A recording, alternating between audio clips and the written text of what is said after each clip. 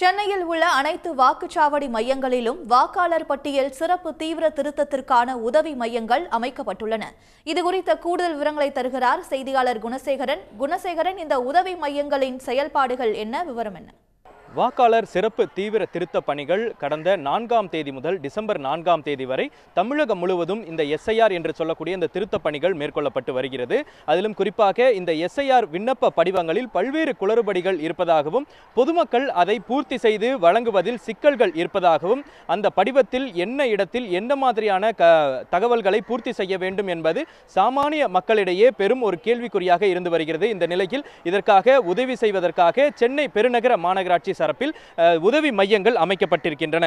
சென்னை பெருநகர மாநகராட்சிக்கு உட்பட்டிருக்கக்கூடிய இந்த 16 சட்டமன்ற தொகுதிகளிலும் மொத்தமாக இந்த வாக்குச்சாவடி மையங்களிலும் மொத்தமாக 961 இந்த வாக்குப்பதிவு மையங்களிலும் இந்த உதவி மையங்கள் அமைக்கப்பட்டிருக்கின்றன. இந்த உதவி மையங்கள் மூலமாக அந்த வாக்காளர் திருத்த பணிகளுக்குண்டான அந்த படிவங்களை கொண்டு வந்து பூர்த்தி செய்து அவர்கள் அழைத்து செல்வதற்குண்டான அந்த பணிகள் தற்பொழுது நடைபெற்று வருகிறது.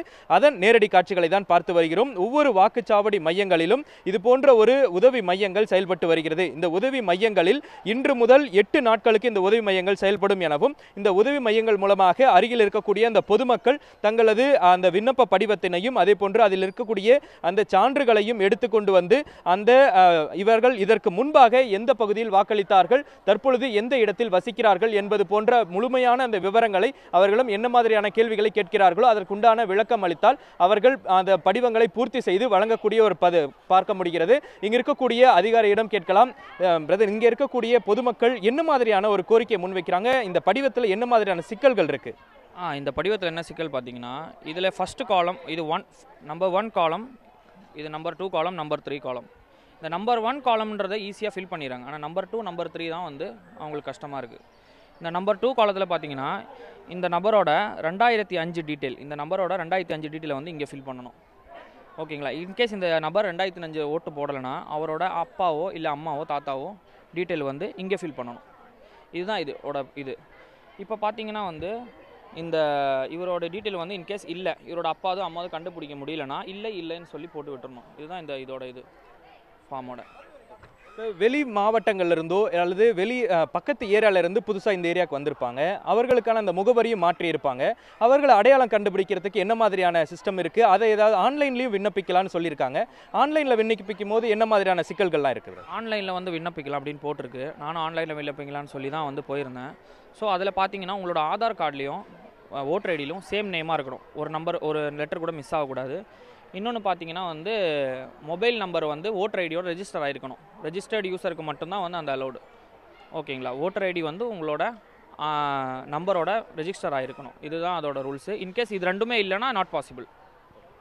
அதாவது இதில் இருக்கக்கூடிய இந்த முகவரிகள் வேறு ஏரியாவிலிருந்து வந்திருந்தாலும் அதே போல வெளிமாநிலங்களிலிருந்து தற்பொழுது இங்கே குடிபெயர்ந்தவர்களுக்கும் என்ன மாதிரியான சிக்கல்கள் இருக்கிறதையும் கேட்கலாம். இப்போ வெளி மாநிலம் கர்நாடகா, கேரளா போன்ற மாநிலங்களில் 2005 பொழுது அந்த மாநிலத்தில் இருந்திருப்பாங்க. அதன் பிறகு இங்கே குடிபெயர்ந்து இங்கே குடியுரிமையும் வாங்கியிருப்பாங்க. இந்த நிலையில் வாக்குரிமை வாங்கும் பொழுது அவர்கள் அடையாளம் கண்டுபிடிக்கிறதுக்கு என்ன மாதிரியான பிரச்சனைகள் இருக்குது? இப்போ 2005 வந்து இன்கேஸ் அவங்க கேரளாவில் ஓட்டு போட்டிருக்காங்கன்னு வச்சுப்போம். ஸோ அவங்களோட ஃபார்ம் வந்து ஃபில் பண்ணும்போது 2005 கேரளாவோட எஸ்ஐஆர் டீட்டெயில் ஃபில் பண்ணணும். சரிங்களா? ஸோ வந்து அவங்க 2005 கேரளாவில் எந்த பூத்தில் ஓட்டு போட்டாங்கன்னு தெரிஞ்சிருக்கணும், எந்த கான்ஸ்டிடுவன்சியில் ஓட்டு போட்டாங்கன்னு தெரிஞ்சுக்கணும், எந்த டிஸ்ட்ரிக்டில் தெரிஞ்சிருக்கணும். இது 3 தெரிஞ்சால் மட்டும்தான் அந்த ஊரோட எலெக்ஷன் கமிஷன் வெப்சைட்டில் போய் நம்ம எடுக்க முடியும். இன்கேஸ் நம்ம அதை டவுன்லோட் பண்ணாலும் அவங்களோட ரீஜனல் லாங்குவேஜான மலையாளம், கன்னடா, பிஹாரி, அது என்ன ஒரு ஹிந்தி, அந்த ரீஜனல் லாங்குவேஜில் தான் வருது. ஸோ அந்த ரீஜனல் லாங்குவேஜ் நம்மளால் படிக்க முடியாது. ஸோ அது வந்து சிரமமாக இருக்குது. ஆல் ஓவராக இங்கிலீஷ் கொடுத்தா நல்லாயிருக்கும். இப்போ நேற்று வந்து கர்நாடகாவிலேருந்து தும்கூர்ன்ற ஒரு கான்ஸ்டிடுவன்சி, அங்கே வந்து அவங்க கல்யாணம் ஆகிட்டு இங்கே வந்திருக்காங்க, எங்கள் ஏரியாவுக்கு வந்திருக்காங்க. வந்து கிட்டத்தட்ட 18 வருஷம் கிட்ட ஆகுது. ஸோ அவங்க கல்யாணம் ஆகிட்டு வந்த உடனே அவங்க இங்கே தான் ஓட்டு அப்பத்துலேருந்து இங்கே தான் போடுறாங்க, எல்லாம் பண்ணுறாங்க.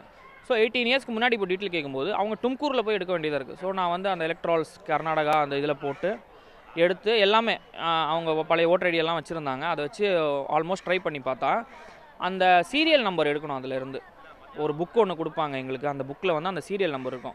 இப்போ நீங்கள் அந்த ஃபார்மில் பார்த்தீங்கன்னா பார்ட் நம்பர், இந்த ஃபார்மில் பார்த்தீங்கன்னா முக்கியமானதே இந்த 3 தான்.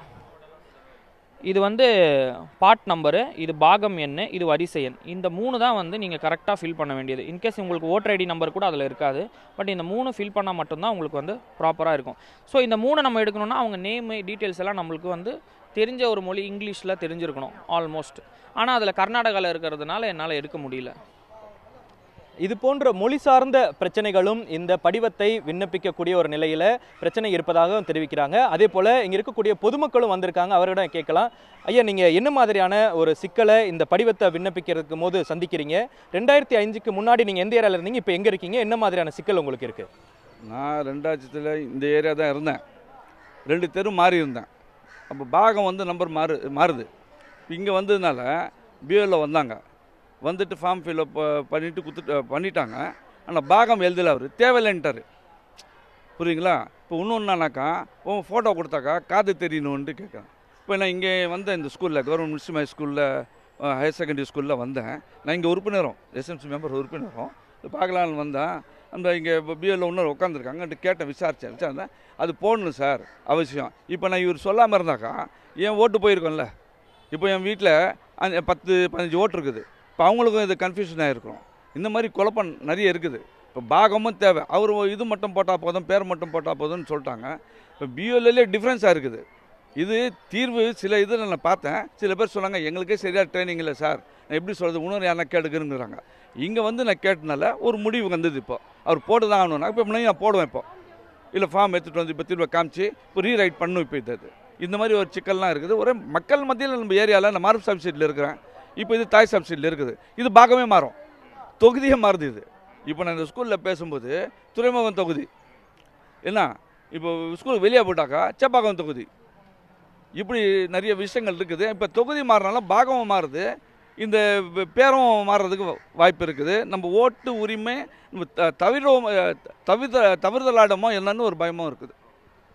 அதாவது இடங்கள் இருப்பிடங்கள் வந்து மாறினால அவர்களுடைய பாகமும் தொகுதியும் மாறக்கூடிய ஒரு நிலை இருப்பதனால அவர்களுடைய வாக்குகள் பறிபோகக்கூடிய ஒரு நிலையும் இருந்து வருகிறது. இதன் காரணமாகத்தான் இந்த ஒவ்வொரு பிஎல்ஓக்களும் அந்தந்த தொகுதிகளுக்கு நேரடியாக சென்று அந்த படிவங்களை பெற்றுக்கொண்டு அந்த படிவங்களை பொதுமக்களிடம் கேட்டு விண்ணப்பிக்கக்கூடிய அந்த காட்சிகளும் தொடர்ந்து நம்மால் தினமும் பார்க்க முடிகிறது. இங்க இருக்கக்கூடிய ஒரு பிஎல்ஓ அதிகாரியிடம் கேட்கலாம். சரி, என்ன மாதிரியான ஒரு நடைமுறை சிக்கல் இந்த விண்ணப்பங்களை வீடு வீடாக கொண்டு சேர்க்கும் பொழுது இருக்கு, என்ன மாதிரியான சிக்கல்களை எதிர்கொள்கிறாங்க? இப்போ மோஸ்ட்லி வந்து நாங்கள் ஃபார்ம் கொடுக்க போகும்போது ஒரு சிலர் சொந்த வீடாக தான் இருக்காங்க, அது வாடகை வீடு இருக்கவங்க வந்து அது வேறு ஏரியா ஷிஃப்ட் ஆகி போயிட்டுருப்பாங்க. போயிட்டு அவங்களுடைய ஓட்டர் லிஸ்ட்டு எல்லாமே இதே இடத்துல தான் இருக்குது. ஆனால் அவங்க வந்து வேறு இடத்துல இருக்காங்க, வீடு வேறு இடத்துல இருக்காங்க. அவங்க வந்து இந்த ஃபார்மை வந்து கலெக்ட் பண்ணிக்கிறாங்க. வந்து கலெக்ட் பண்ணிவிட்டு எங்ககிட்ட வந்து மொபைல் நம்பரு இதெல்லாமே கொடுத்துட்டு அவங்க டீட்டெயில்ஸ் எல்லாமே கொடுத்துட்டு ஃபார்மை வாங்கிட்டு போயிடுறாங்க. வாங்கிட்டு நாங்கள் வந்து ஃபார்மை வந்து 1 வீக்குள்ளே கொடுக்கணும், ஃபில்அப் பண்ணி ஃபோட்டோ ஓட்டி எல்லாமே எடுத்துகிட்டு வந்து எங்ககிட்ட கொடுத்துடணும், சீக்கிரமாக கொடுத்துருங்க அப்படின்னு சொல்லிட்டு நாங்கள் சொல்லி அனுப்பிச்சிடுறோம். உடனுக்குடன் செய்திகளை தெரிந்து கொள்ள சன் நியூஸ் பெல் ஐகானை கிளிக் பண்ணுங்கள்.